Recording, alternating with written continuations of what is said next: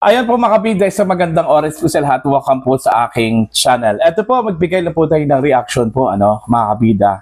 Dito ho sa panukala po, ni Senator Win Gatchalian po mga kabida, sa Marcos administration, na kailangan na raw makipag-usap po mga kabida, sa Iranian government para bigyan tayo ng access po mga kabida, okay, para ho sa pagdaan po ng mga oil products na inaangkat po natin na dumadaan po makabida dyan po sa Strait of Hormuz. Alam naman po natin na meron po patakaran po itong Iran, makabida, na pwede lang pong dumaan dyan yung mga hindi po kalyado ng Estados Unidos. Alright? Pero yung mga kaalyado po ng Estados Unidos, pati na po ang Estados Unidos at ang Israel, bawal po na dumaan dyan, mga kabida. So tayo, Pilipinas, paano po tayo nakilala po? Nakilala po tayo bilang kaalyado po ng Estados Unidos. Okay? And do you think papansinin tayo ng Iran? Kung sakali man po, mga kabida, gusto tayong makipag-usap po sa kanila, Ang sabi po dito, Senator Sherwin Gatchalian, Chair of the Senate Finance Committee, on Saturday urged the Executive Department to engage in a high-level discussion with Iran to secure safe passage of oil shipments through the Strait of Hormuz for shipments bound for the Philippines, mga kabida. Iran restricted passage through the strait in retaliation to attacks by the US and Israel since February 28. Iran also launched strikes against countries along the Persian Gulf that host US bases. So, eto, hindi ba nag-isip po itong si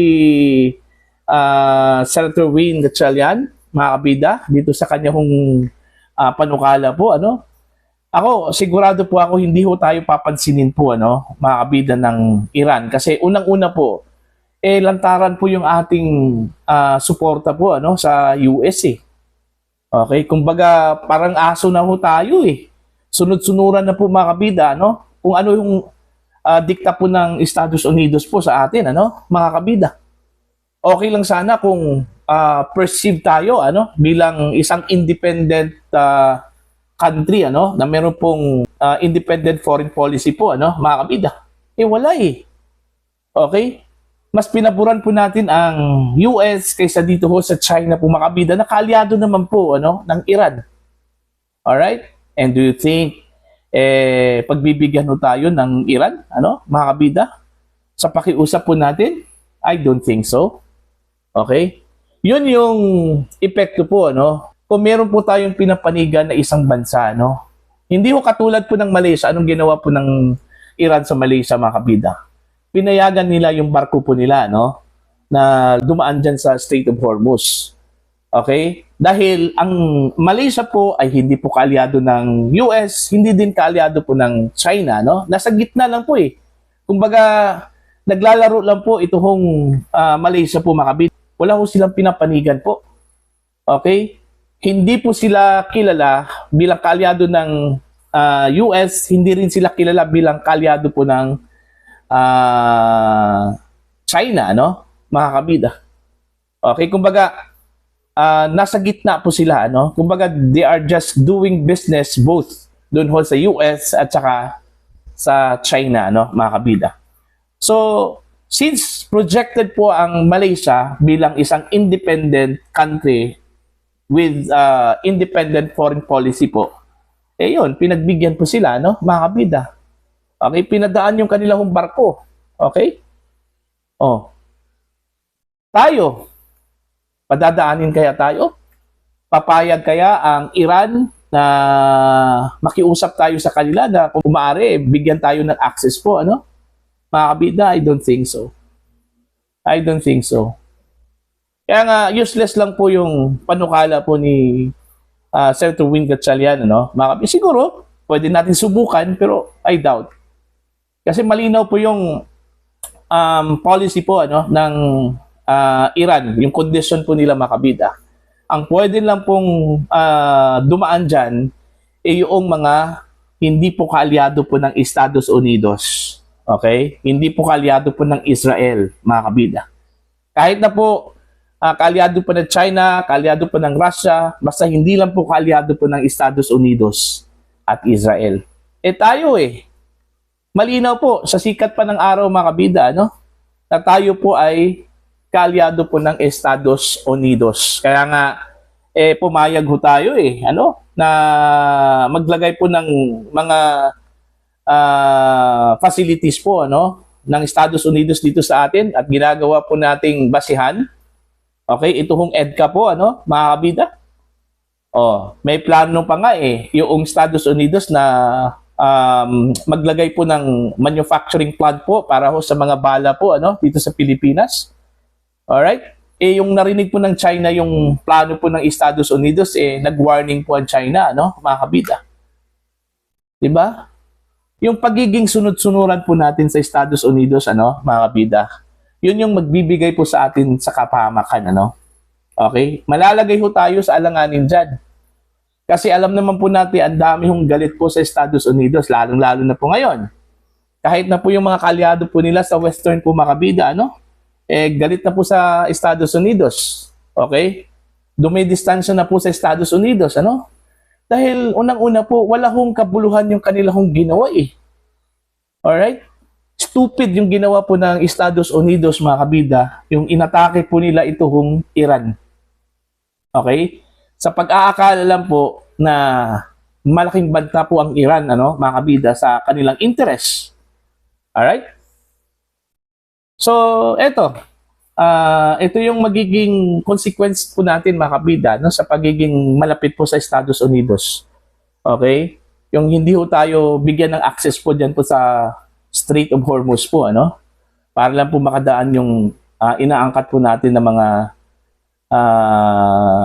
produktong petrolyo, Yung mga hindi lang po makakadaan sa Strait of Hormuz, yung mga barko mula sa Persian Gulf. Kasi nasa Persian Gulf kasi, mga kabida, ito hong Strait of Hormuz, which is kontrolado po, mga kabida, ng Iran.